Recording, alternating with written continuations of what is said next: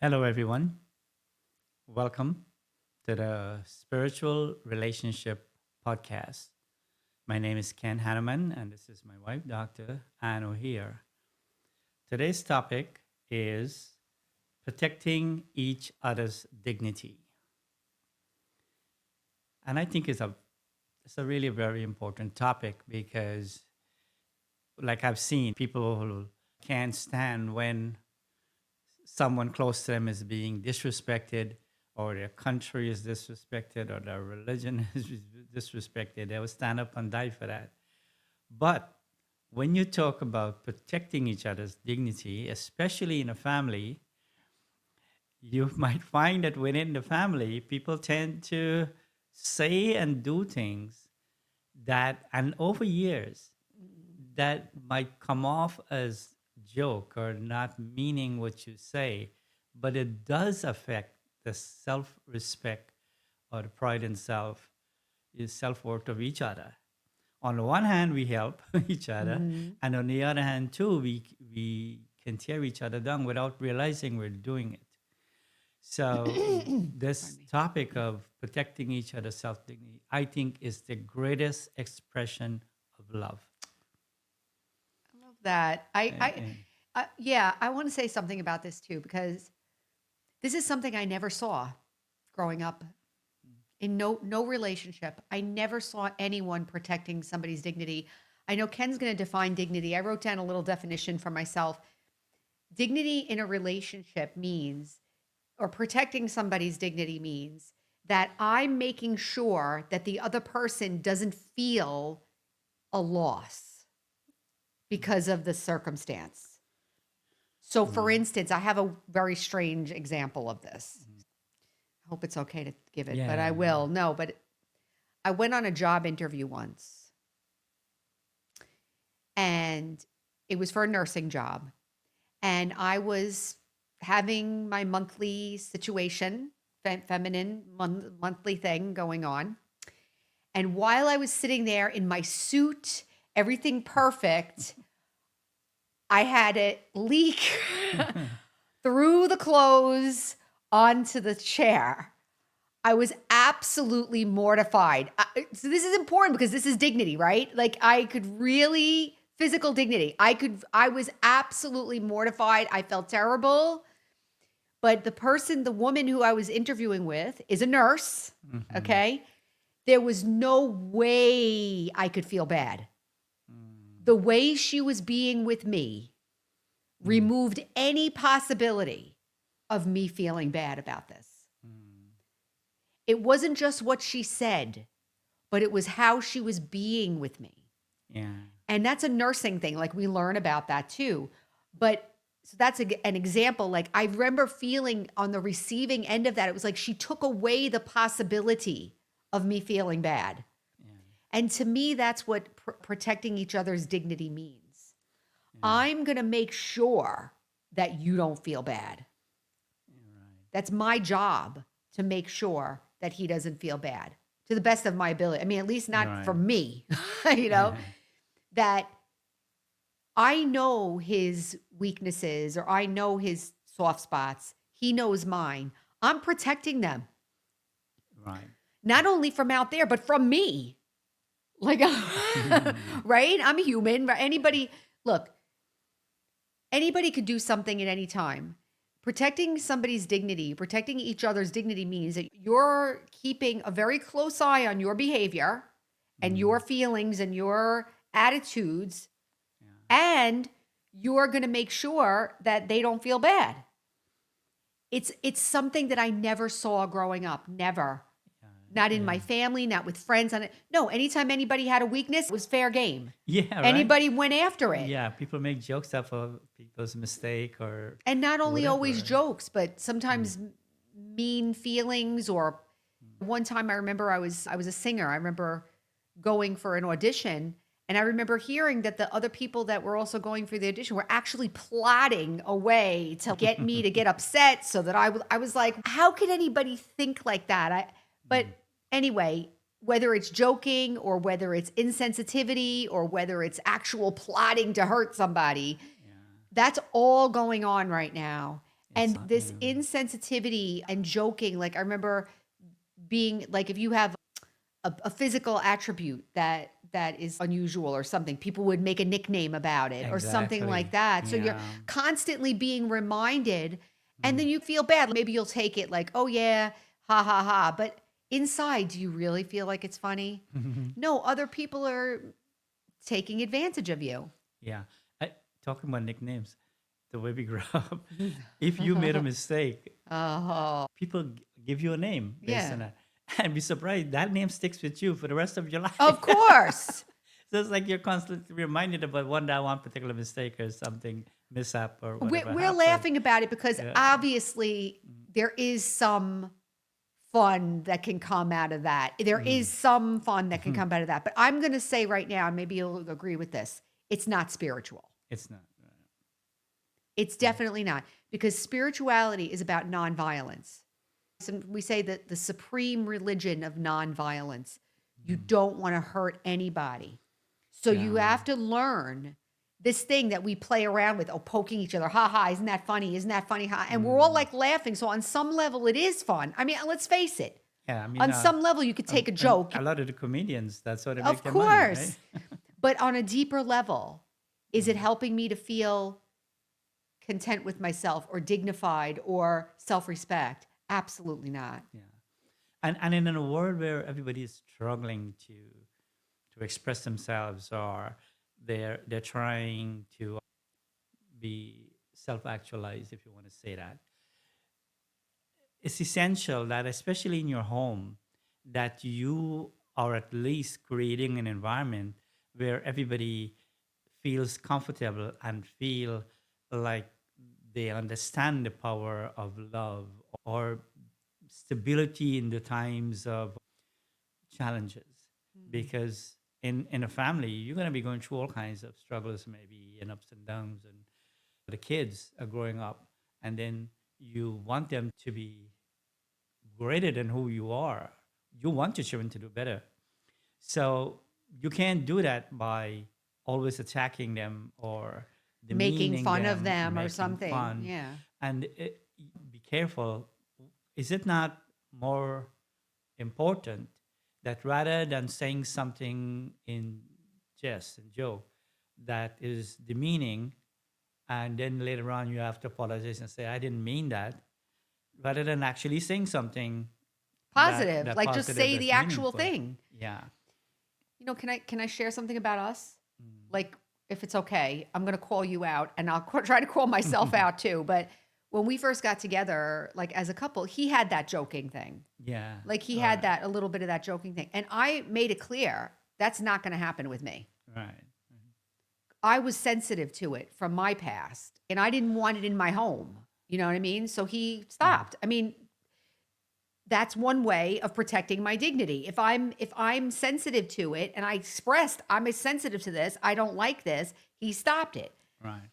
I had to change a lot of things too to help Right. him. Like I grew up in New York. There's a lot of cursing going on. Like I had to stop the cursing.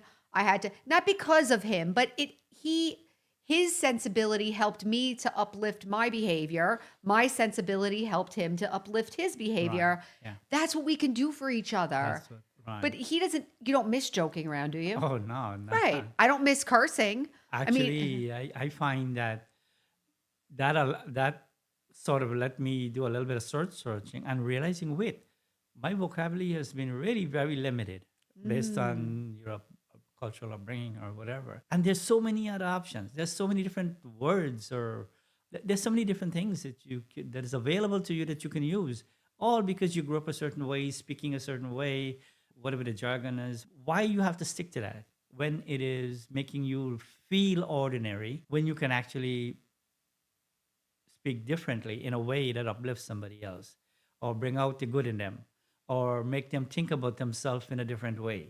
mm, There are so many different yeah. options. One of the other things, just quickly, was I grew up in like it was very emotional. Everything was emotional. Everything was like an emotional outburst. And of course, he's not like that. So, because we're both on a spiritual path, and this is where the spiritual path comes in too. It's not just you that's making me stop being emotional. It's Right. also the path. Yeah. So I'm getting to see that whatever my behavior is and however I am, it impacts other people. I need to be responsible for that. So protecting each other's dignity means that I'm aware of my own behavior. I'm consistently trying to improve it and make it real and authentic and harmonious and also truthful, like uniquely me. It's not like I'm becoming not me, I'm becoming me. Yeah. Right. It's better than doing the other who wants to be, emotional all the time and angry or upset all the time. That doesn't make any sense that you would want that. Does it Yeah. make any sense that you would want to like joke around and never feel close or never be able to express your real feelings or whatever? Like that doesn't make any sense either. Yeah. Yeah. So I find that being close, being able to have such a look at how a loving grandmother and a grandchild will get so connected, right? Mm, And if you really study the energy exchange between the two of them, mm, there's so much love and there's so much a sense of responsibility, mm, and the child feel like they're worthy mm. in the eyes of someone who is looking at them with this high vision, right? So closeness comes from when there's a similarity, like a closeness in heart, Mm. and this is also that brings us to the spiritual, the value of closeness with God too, with a higher Mm. power, because you can only grow close if you are very similar. Yeah. And it's difficult for somebody who is very arrogant trying to be close to somebody who might be humble. Right. It's not, it doesn't match. Or you might have a husband and wife where the husband only value maybe going out and this or drink whatever certain habits, or the wife then there's a disconnect. There has to be a match. You have to match like your energies, your some I don't know, what do you say? Some aim or some understanding. There has to Yeah. be some understanding in the relationship. Like what is the relationship for? Right. I mean, Yeah. what are we together for? Yeah. It's right. There It's has not to be just, some kind of yeah, reason. it shouldn't be just about kids and wealth. It should also be about personality traits, about character, about getting to know. Everyone should get to have enough space and solitude to be able to be in touch with themselves. And we have to help each other to do that. It's not that the other person has to enslave themselves to the other person's wish and desire. It's really, I say one last thing, maybe we can get ready to wrap it up on this thing. Men enslave women by the way they treat them and enforce. Women enslave men by being unhappy, Yeah, by more being emotional. emotional. So that we got to think about these things. Like we should maybe call it like protecting each other's dignity, but also protecting your own. Yeah. And what you were saying too, we were saying, why would you come into the relationship? Well, we're coming into a relationship because we want fulfillment, Yep. isn't it? We want to Uh-huh. feel fulfilled. We want to feel, what other reason would you want to be close to somebody? You want to feel good. You want to feel fulfilled and you want to grow, right? Yep. Yeah. And that's the whole purpose of life. It's really about connection. Where does like a spiritual aim come into this? Because you and I have a spiritual aim and we didn't have children together. So we didn't raise a family together. Although he helped raise my son because my son was 10 when we came together. But he knew Joey from when he was 4. All right. So he Yeah. was around. But so he helped me raise my son, but we didn't raise a family together, so to speak. Yeah. You didn't But you didn't work. right. I didn't just stay home. I work. Like it's kind Yeah. of like an equal a kind of an equal footing. Yeah. But the fact remains that as whenever you're together, try to take the time out to understand everyone in that group Yeah. and try to not be selfish. You don't have to sell your soul. You don't have to give up who you are. Mhm. But there are a way to understand other people in that group and then build on that. Mhm. And you will actually, it's a challenge, but it is about selflessness. It is Mm. actually the purpose of relationship. I mean, the only reason why we're together, and anybody in a community or in a family or culture in a country, it's about sharing shared values. Yes. So it is, But that can be spiritual values and too. It those are doesn't like have to, it can be spiritual. whatever you agree that it is. Yeah, And in my experience, and maybe you'll agree with this, spirituality is the best thing for it to be. yeah, I mean, I feel like it could be a religion too. It's fine, but let it have some kind of a universal connection yeah. that your relationship is not only about the day to day and it's not only about the two of you, it's also about the world. It's also about community. It's also about creating something. I would venture to say that the difference between spirituality and religion is that the basic, the fundamental belief in spirituality is that if you know yourself and you take care of yourself and you start to empower yourself, that becomes self evident that these positive qualities or virtues are actually really, really helpful. I Mm. feel it. I feel it Hmm. within. Then you feel empowered to share it with others. And you're sharing it with conviction. And your relationship with God is actually not that I have to blindly follow dictates or Mm. rules or anything like that. But it is to understand that even with God, He will never allow you to stray from your innate values. Actually, He will help to awaken that and to not allow the world to stray you away from that which is important and close to your And heart. don't you think that in a relationship, I'm saying this to the audience too, don't you think that it's worthwhile in a relationship to protect that in yourself and also to Right. protect that in the other person? That I should feel self respect and I should feel good about myself, and so should they. So Very should the good sense. children. So should my parents. So should my coworkers. So should everybody. Eventually, when we get the hang of it, it's like I can expand my caring or expand my sensitivity to others as well. I'm not interested in being selfish. I may be Mhm. doing it unknowingly, but I can grow to learn that, oh, well, maybe this affects somebody the wrong way. Or how do I feel when I say that? Yes. Do Right. I feel good about myself? I think that's why meditation is helpful because you really are just, you're testing yourself with yourself. Yes. You're not taking somebody else's idea. You're actually looking, do I feel good about this? Well, I don't. Well, maybe I need to make a change. Yeah. But then that can be trusted. But again, back to this thing about protecting, it's a sensitivity to my own self respect and the self respect of others. Yeah. That's why meditation is not so much about having some fantastic, brilliant flash. Meditation is really about realization. It's about Mm. developing understanding.